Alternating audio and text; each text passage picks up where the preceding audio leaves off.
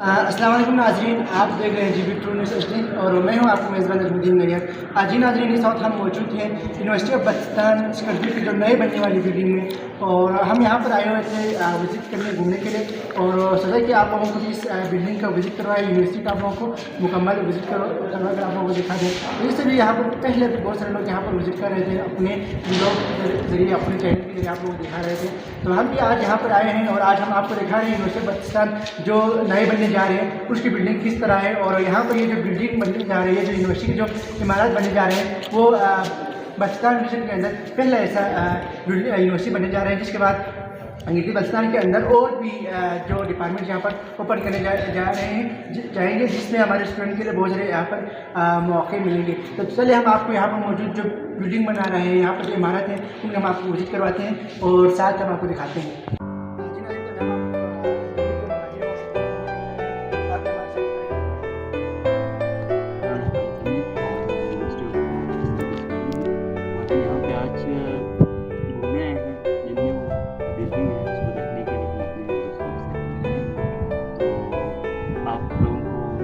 ये सब नज़र आ जाएगा क्योंकि नजमुद्दीन नैयर ने ये तमाम बिल्डिंग्स की जो है वैल्यू निकाली है। तो अभी ज़मीन